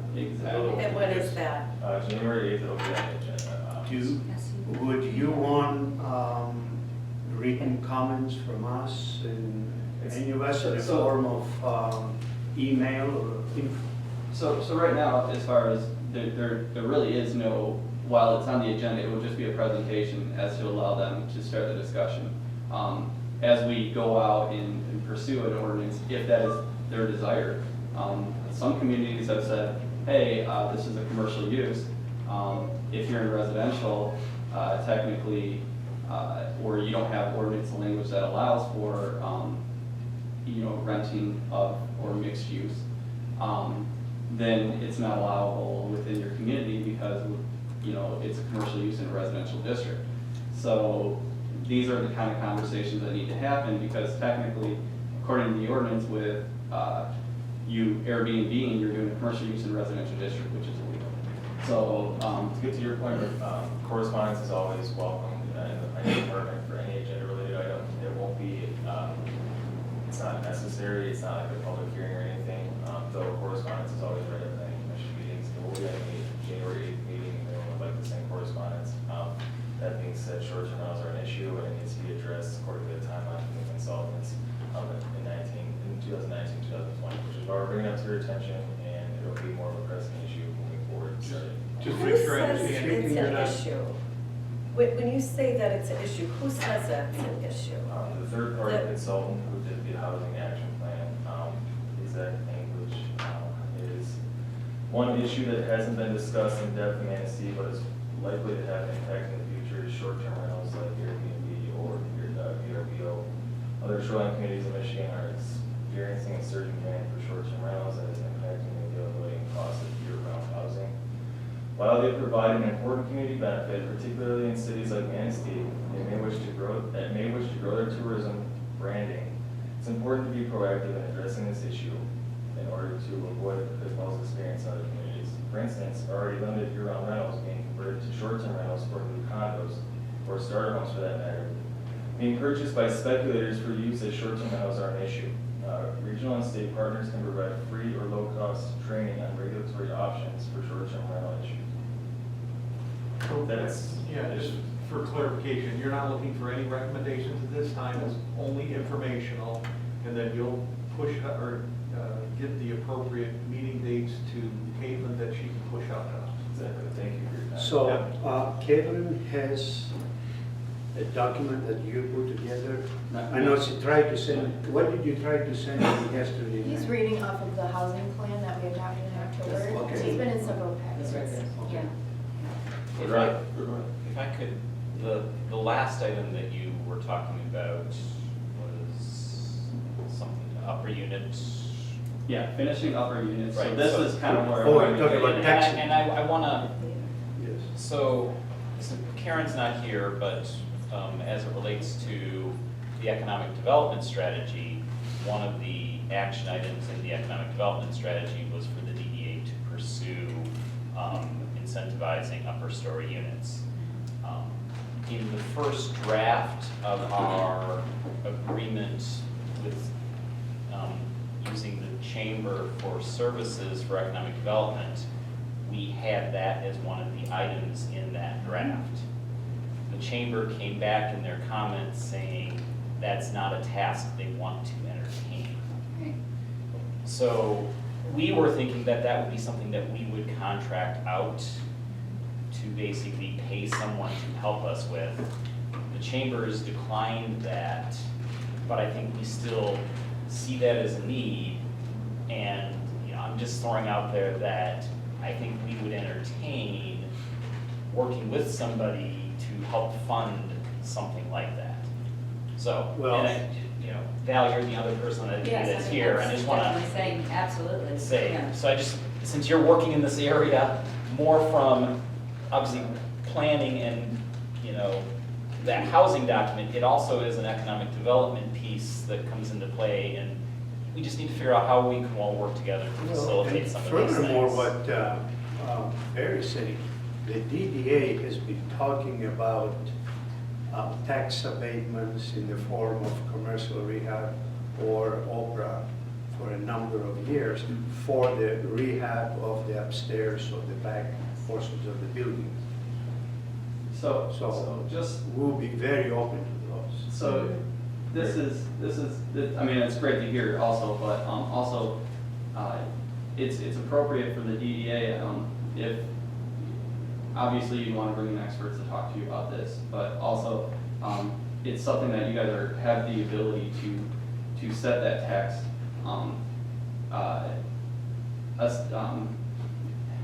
set the tax abatement to allow for it.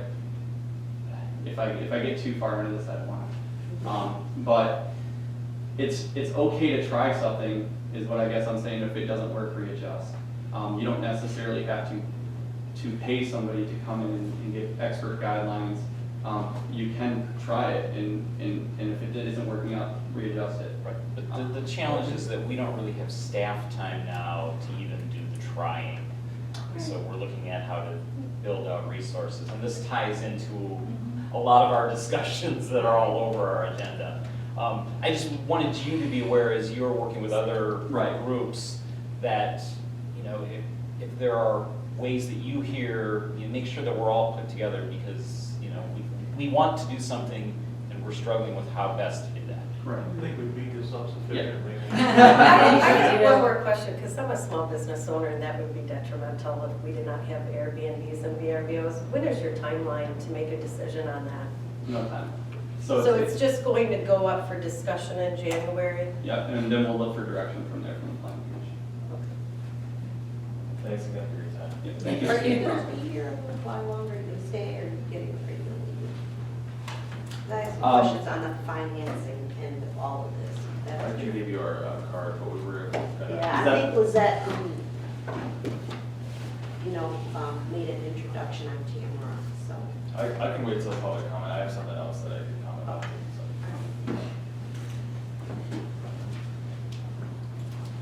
Okay, approval of Manistee Merchants request to be under the Manistee DDA event insurance for frostbite in February. We have sponsors for the Frostbite Festival, same ones as we had last year. The merchants do all of the work for this event.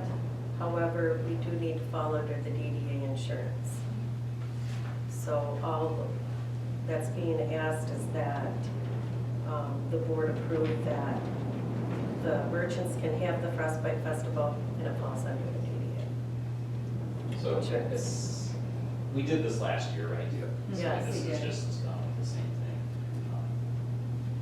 What you're essentially asking is that this be a DDA event and merchants basically be the, that's going to facilitate it. And we've done it before, I think it makes sense, I would make that motion. Well, more than facilitate, they actually manage it. Okay. Right. It's a DDA event and they. I'll second that. Everybody else does the work. Yeah. That's what I hear. Now, so Except motion insurance. and support. So now, we've talked about this in the past, and we've said that we want to have some guidelines as to what this means. Right. A year's gone by and we haven't moved forward in that. I don't want to prevent us from doing an event, but we still need to finish doing that because we just, what does this mean? That What are we project- really signing up Yeah. for? There needs to be more detail there. For Sherry example, was is working on those anything in the documents. budget? Well, actually, I just recently sent you, I actually did a proposal that never got to this board, that I sent you recently on what would need to happen if we were going to support an outside event. But it's certainly not ready to go to this board. I think the committee needs to rework on that, or someone does with me to review those documents. My question is, are other expenses going to be charged in addition? Because typically, if it's a DDA event, then we handle all the billing and You know what, we don't charges. have to, because I have been asked by the sponsors, do I write the check to the DDA or do I write it to Brandon for printing the brochures? Well, if I remember correctly, you put together, last year sometime, a draft on the process. Who is responsible for what?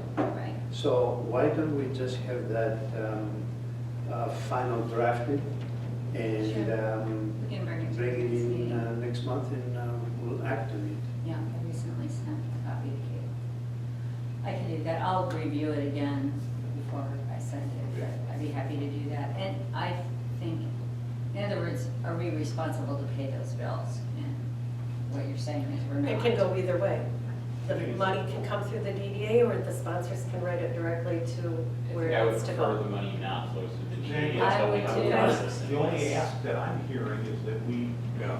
cover the Insurance. insurance, and that's what I'm saying, it's a Liability. DDA event in name only, and we're bringing them into our insurance umbrella, and we do nothing else. Yeah, But and by I'm fine with having that. I'm an just agreement clarifying that the to specify expenses that not come through takes us. off the, Do you need a roll call vote or not this, or voice vote? Huh? What? what's Go ahead. what was the motion? Was there a motion? Yeah, Yeah, I'm sorry. no, that's okay, that we The motion was, that we cover them under our insurance. Yes. And who supported I that? did. Okay. Any more discussion? All in favor? Aye. Any opposed? Aye.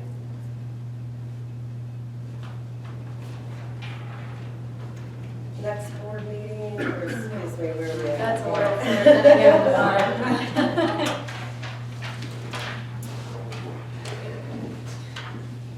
I wanted to fill the board in on a phone conversation, and that I'll appreciate your comments or additional suggestions to it. But from the last board meeting that we had, we talked about financing the West Shore Community College facade and the Riverwalk Plaza under our TIF.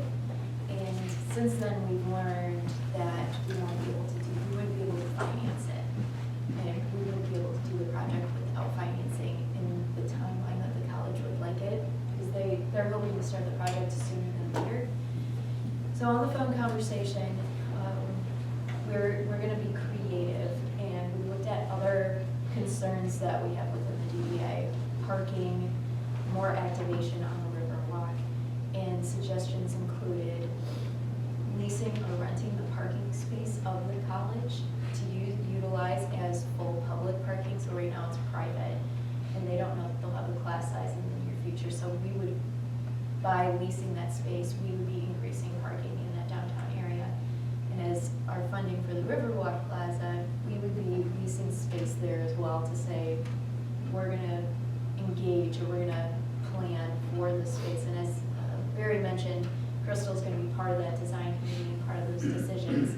But I just wanted to let you know that conversation is happening, that we might be getting creative, and it wouldn't the funding wouldn't be coming out of our TIF plan. So, It is would it be Doesn't it would be understand. coming out of I the would, TIF. So- yeah, it would be coming out of a bond. So instead of us bonding Yeah. and writing them a check for 500 or 600, how you account for the bonding costs, we can't do that because it's not public infrastructure.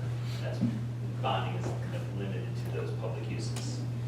So the idea is, instead of writing them a check up front, we write them a check every year for 20 years in exchange for a public use, their parking lot being a public parking lot.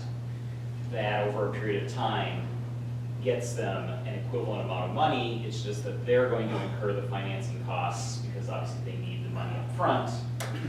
We would be contributing to the overall project in a very different way, but our contribution, while technically would be for public parking, we know it's facilitating the goals that we had talked about.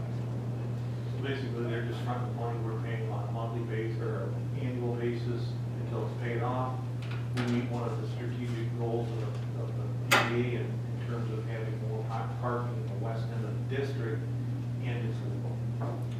I just feel like we're deceiving our taxpayers by doing it that way. And I guess you were saying that the space is going to be readily available because they haven't developed, but it won't be as readily available once they have students in the building, correct? Isn't that what you just implied? So per their conversations with me, and not necessarily, they're in the development process. They don't know that they're gonna fill the parking lot with students in this near future. Their concern for that parking isn't immediate. But our concern for having public parking on that west end is immediate. And that they have the flexibility to do that because they don't see the need in that building immediately. how many spaces are there? I don't know the answer to that question. I've heard Isn't it about 50.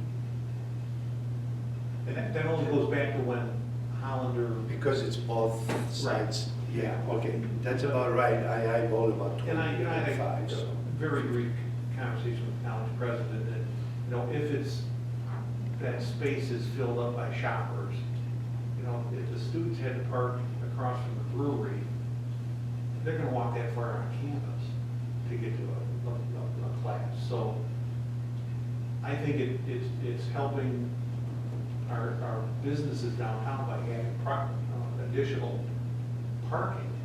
I mean, it's being utilized anyhow, I but was just going to say, I think it's being utilized, it's not blocked now. It's not blocked, but it's not signed, it's, you know. it's not, yeah. But what they could, I mean, like any private property owner, they could restrict access to it, so this is just a way to help them achieve what they want and provide, in my mind, something important for our community. And it's more public parking. Yeah, the thing that I would like to see as part of some agreement for that is insurance, maintenance. Who is responsible for maintenance, plowing, or whatever, liability issues. Those are the main Yeah, two. we certainly need some kind of a lease agreement, which those, I would hope those things would come in. Yeah, just take into account, though, especially maintenance. You know, who's plowing down there because it's hard to take the snow out. There's no place to. Also have a quick question, because I wasn't at the October meeting, so I apologize. Are they continuing to apply for grants for that facade from the MEDC? Do we They know? said no. At that meeting, Well- they said no. I mean, this thing has been taking some time, and I still have a problem with not pursuing a CRP or maybe, no, CDBG would work, but this actually would, even CDBG would work. There are some CDBG grants. You know, it seems to me they should be pursuing that in parallel with us allocating funds. I agree with you. I have a hard time thinking that it is the best use of our taxpayer dollar. And they haven't pursued all of the funding that they can get. We've already had this Yeah. conversation. We moved that we were going to do this. To It's in the support. TIF plan. Yeah. I'm uncomfortable with having this conversation, honestly. Well, There was no set amount. The motion was to redo the TIF plan, and then we were told that we can't give the money to the college. Yes, So, we are giving through the proposed plan, so it doesn't, allocate. yeah, it is allocated and, you know, the means of it being paid out is different than we envisioned, but the amount is still what's in the TIF plan, and the direction is still to facilitate West Shore Community College. But they're two So- different issues. yes. One is what the allocation of the funds by the DDA. The other is the college pursuing other means of funding. They're not here. I know, and I think but we need I- to but ask. But I believe the answer is the timelines they are pursuing would not allow them to. They did communicate that. with They us. did in one of the first meeting, but remember, that's about 2 or 3 months ago. So if the average CRP grant process is 6 months, then we're halfway. I don't disagree. I think that's a different discussion, though. It's a It different is, I do, item. yeah, but I But think how Kevin they needs to get. fund it, that's their decision. That's not our decision to impose on them. We think you need to fund it in a different way. Our piece is the amount that we voted that we would be contributing. We've incorporated it into the TIF plan. We've approved that. Caitlin's just giving us an update on the financing mechanism is being created as opposed to how we envisioned it. Why did, Again, and I apologize, she just said something that a lot of us in the room have not heard, so I'm asking you to clarify why it can't be bonded. Why we can't bond those dollars. Because the project is not public and our funding is public. What I don't know what that means. we had this discussion with the bond council. Bottom line is, his opinion is that DDA facade grants are illegal, even though they're done all across the state. And so he has to sign off on all those documents for the bond. He's beyond uncomfortable with doing that for this project because he feels it's illegal because we don't have an ownership in it. So that's where when all the parties on the conference call started thinking, how can we make this work? And we just brainstormed and came up with this, what about parking? That's a part of the strategic plan. We want parking. The DDA board want parking in the west end. Could we do that? Certainly is, I think, less expensive than buying property and developing a parking lot. So that's where we came up, and the attorney said that is allowable through the DDA statute, and that's where we're at. Okay, and the attorney, George Saylor? No. Okay. It's The a bonding bond. attorney, okay. It's the one that the city uses for all bond issuances. Sure. What is George Saylor's opinion on it? Excuse me. George's was different. He thought it was legal for a facade grant, but he's not the one that's got to sign off on all the paperwork as the attorney of record. So I just have a stupid question. I mean, it's a public institution, isn't it? it is, but the DDA doesn't own it, and that's why the attorney said he didn't think it was legal. If you think about how we've bonded in the past, we bonded to pay for streetscape, public assets. This is different to bond for funds that we're then giving to a different entity for something that we don't own or control to that extent. If there was some ownership, then it would be different. We just don't know. But we are allowed by statute to lease facilities. And so that was collectively our creative solution. And then we don't need to bond because it's just then a payment over a long period of time, which works with our cash flow. from Which, it. yeah, it also saves us some money because we don't have all the bonding costs and things of that nature, interest accrued. So. No interest, right, so Right. that would actually. Although reduce our West Shore costs. probably is going to incur that because they're still going to need the funds up front, so So you're they will saying- have to get them, Yeah. they will incur those and then we'll essentially be paying them back. So we would actually still be giving them Probably, I 600 would- because. To be negotiated, but yes, that would be the number I would be looking at, just knowing that they're going to. Yeah, has there been a set dollar amount 600,000 is what is in the TIF plan that we approved last month. allocated? Allocated. And then an additional 250,000 for the river walk. So does that mean that they get $850,000? Or do they need to come back? Because the motion was to just rework the TIP plan. Correct.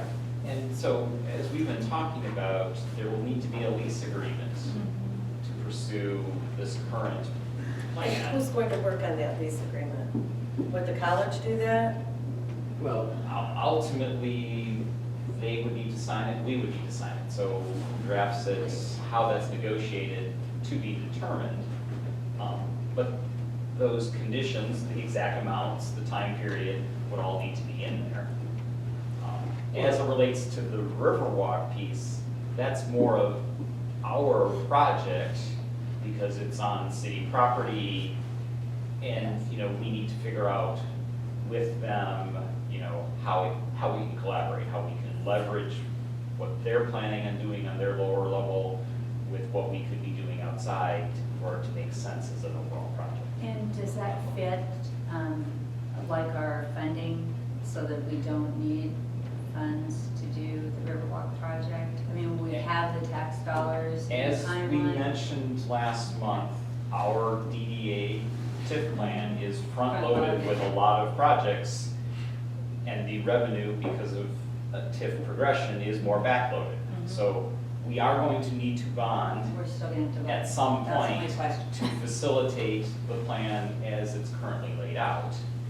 It's just that the reason for that wouldn't be West Shore Community College facade funds. It might be the Riverwalk projects. Sure. Or other things. Okay, and so the 25,000 covers up to approximately, I mean, if we were to multiply this out over 20. I'm just 30 throwing years. that number out there Oh, because it's okay. roughly the amount it would take to end up with 500,000 over a period of time. And that was my not- question, thank you. Yeah. It's approximate. Yes. And this is just discussion, we're not looking for a vote. Can we move Well, on? thank you for Yeah. clarifying what's It's going 10 on. o'clock, guys, so. Yeah, Yeah. I don't want to have to order lunch. Action renewal of liability insurance for American Cleaners Building until purchase option. Caitlin? Yeah, I move, can we discuss it first? Please move. Yeah, I move approval of the payment for And I'll the second that. insurance. Any until discussion? we change. Any discussion? All in favor? Aye. Any opposed? Discussion of the library millage conversation. In 2017, it was approved that the library millage no longer has to go to TIF entities, whether they're in a VRA, whether they're in a PDC, whether they're in have a county library within our DDA district, and we have received payments with them since this enactment. The new enactment says that they are exempt completely from paying their TIF entity unless there is a written agreement involved. We do not have a written agreement with our county library, so we would be reimbursing them for what we have received, which is just about, varies about $7,000 or $8,000. Per year, and I don't Per think it's 2 year. years, now we might be on that, but. The library has invited me to have this conversation with them. They are interested in doing countywide projects, but because they've got 2 DDAs that will be affected by this, they're inviting us to have a conversation on what, or have a presentation with them on what projects we would be involved in and willing to partner with. Specifically, the library board, which I sit on, has requested that if the DDAs would like to continue collecting the TIF, they need to come to the library board and present a proposal as to how those funds would be used in ways that the library board thinks would be beneficial and a reason to forego collecting those revenues. Well, the difficulty is going to be that a particular millage cannot be assigned under a TIF, cannot be assigned to a specific project. And that's, but if But we can tell them which we are projects working we on have projects, that and would, if there are that things would that make benefit. sense, Yeah. yes.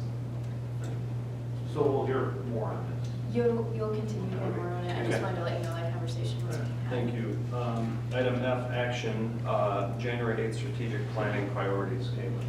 So the last couple of years, we've hit, and that I have not participated in any of them, but from the packets that I'm noticing, we relook at our mission statement, we relook at our vision statement, and we go over procedures, and we talk about the struggles that we've had. And I'm rereading over the report, and thinking, this is great information, and it isn't being practiced. And when I talked to my MSU Extension coordinator, she wanted to know specific things that we would like to discuss. And of course, 101 in training, she wondered if we wanted to do mission statements, vision statements. And I said, I've got several packets here that says we've discussed those already, we've talked about them. And I'm preparing binders for us for January that will have this kind of information in it. But I wanted to know, you'll have that information in front of you. Has this been beaten too much? There are some topics that haven't been discussed, like procedures on events or procedures on financial practices or having more specifics on RFPs. What are our goals and priorities for our committees? Do you have recommendations or other specific topics that you would like to have discussed that would help create some transparency, not only among us, but our operations out to others, and some specific goals that haven't already been addressed in strategic planning meetings? Or would you like to do the similar format that's been done before? I think one topic I'd like to, it doesn't have to go into in depth, but I think we need a refresher on board governance and how boards function. I get the sense we're micromanaging too much. And I think we have to just have a refresher on what boards do. Are you, like a training session? Are you asking? If she could give us whatever time she thinks to go over what is a board's responsibilities and how do we function as a board. Because, and I've said this since, that I don't think we're giving Caitlin the responsibilities that she was hired for. And I think we need to work on it. Okay. what I suggest is, can you send all of us an email with just the request of which items we want to have addressed in the strategic work session? Maybe provided a list of the previous ones so that we can give you that feedback in a week or so. Rather than sitting down here, because I have to go back to the last years and see what it is we went over and what we need to go over again. If you just give us just a request to send me.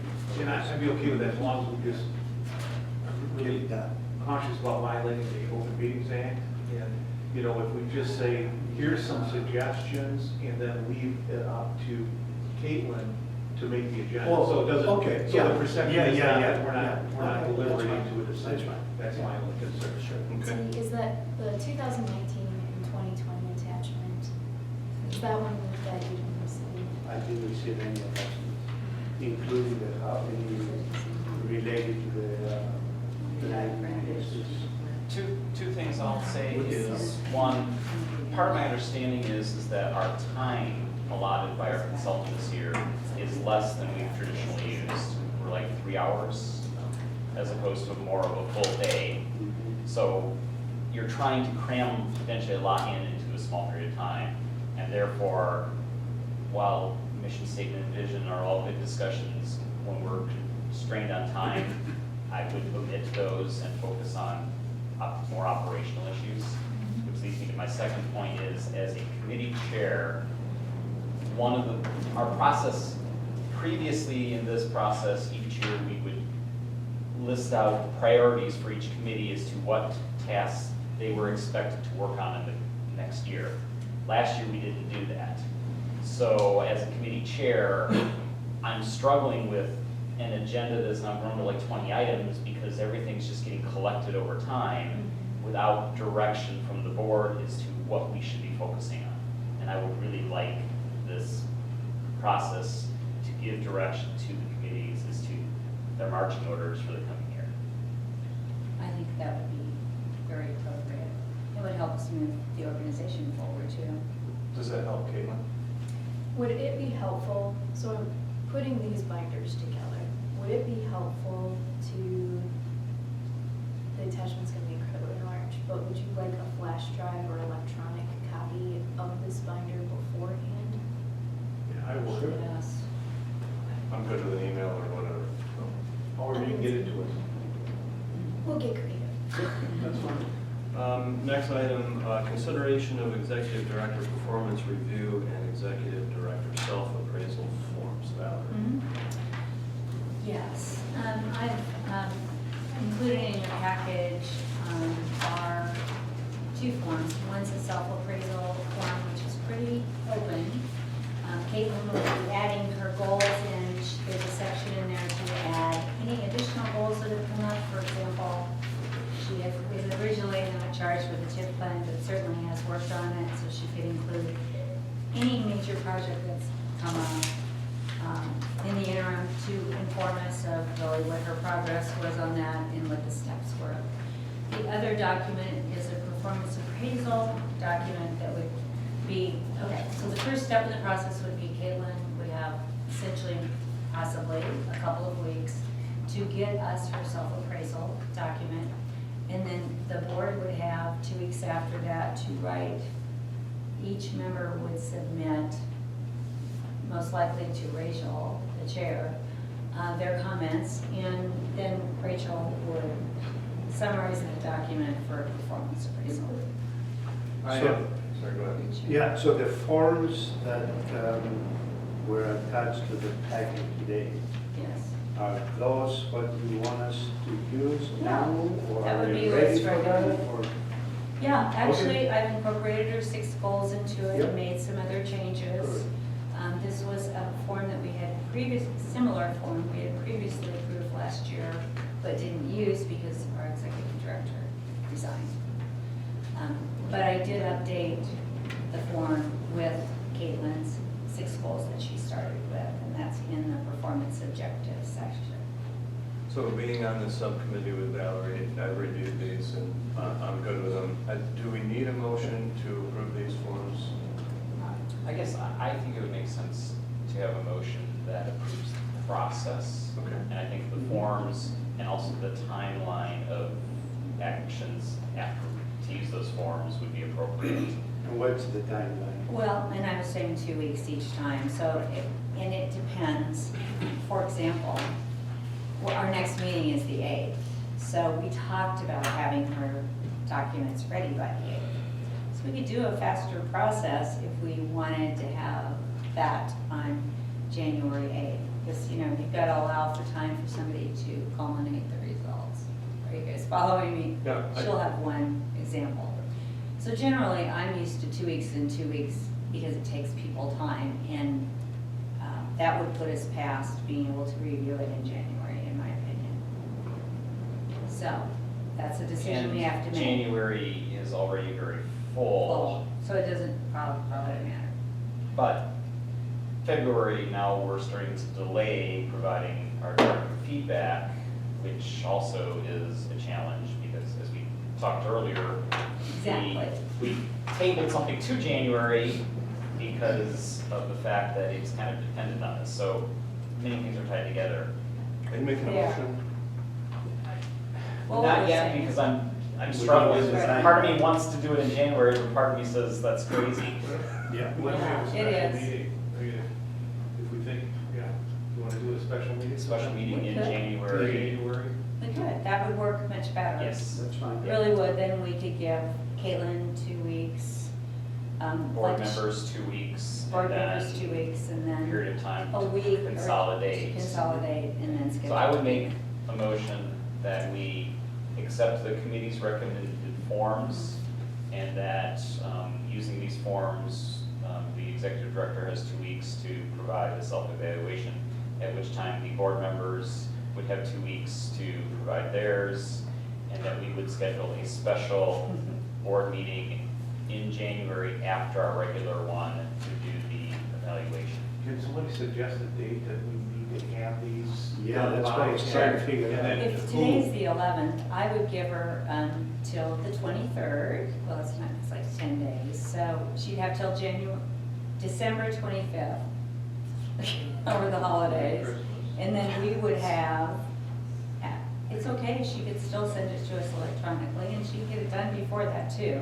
And we would have till January 8th to do ours. Okay. And then they would be combined by the 15th, and so anytime after the 15th, Caitlin could work on doing a schedule. So there's an So the week of unfinished, the 20th. well, there's an unfinished motion on the floor. So I just have one question. So Sure. you're suggesting that the board members wait until we look at her self-evaluation? Oh, I Yes. see, okay. Yes. Okay. To schedule the Now you meeting? can start No, your. to do our evaluation. Well, you can do your Yeah. evaluations ahead of time, Okay. but many times she may bring things up in her self-appraisal that you weren't aware of, because Yeah. obviously she works very independently. So it's nice to have that information in Okay. front of you. All right. It might change your mind on your evaluation. All right. So is there a completed motion? My motion would include those specific dates Okay. instead of And I saying 2 support. weeks, 2 weeks. So there's a motion and a support. Any further discussion? Hearing none, all, for it. Yes. In favor, thank you. Aye. Opposed? Aye. Thank you. We'll put it in Our the next meeting. Item 13, any board member comments?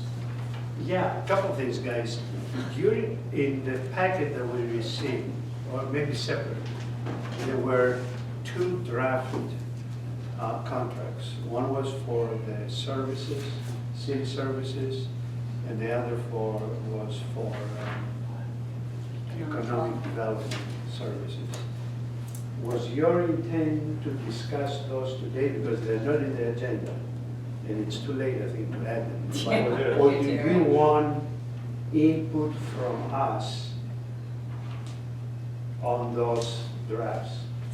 I would. I would say that the challenge But we is have the issue of the the, committees that are working on them Yeah. haven't Well- yet reviewed them.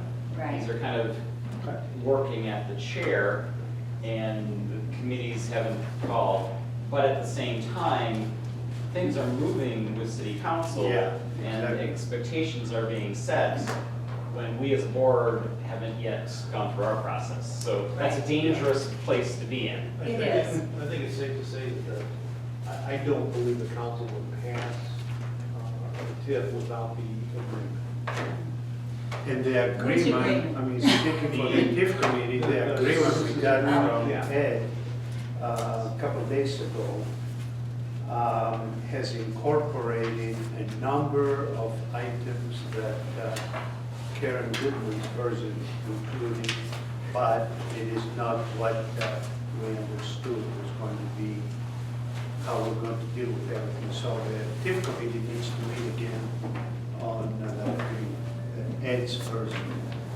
So you, Karen, and I, and Kevin need to go We gotta get it done. Yes, Like, and unfortunately, I think Karen's being a bottleneck right now, and we just need, Caitlin, we need you to hound both of those committees, to get those committees to get these documents finalized. And the other document, does it need to be completed before the TIF, the Economic Development Committee? well, that's in the same boat. Okay. Not No, necessarily, no. but we strongly encourage, because I know council is very interested with that. So I think we need to get these done. You know, our next meeting is the 8th, the council meets on the 7th. So I think we need to have something available for council no later than the 24th. Okay. Well, and I reviewed this, and there's typographical errors and missing words. Now, which and one is this? The economic development is Well, in that is very poor progress. shape, to be Well, that, honest. this It is, needs to these come are back. committee discussions, so Yes. we need to. But the committees need to know That they need that to time meet. is Yes, absolutely of the They- essence. they- And The committee- Caitlin, we need you to Force force those things meetings, to happen. yes. We, from a board perspective, I would expect that we have final documents to review on the 8th at our meeting. And then we'll have to have discussion. Sure. Okay. That's fine. But what you have in the packet are the current drafts. Yes. So you're seeing the process, so it's not a complete surprise when you get finals. All right, public comment. Seeing, hearing. You say you were going to, No, motion to adjourn. So moved. Motion by Pat. Thank you. Awesome.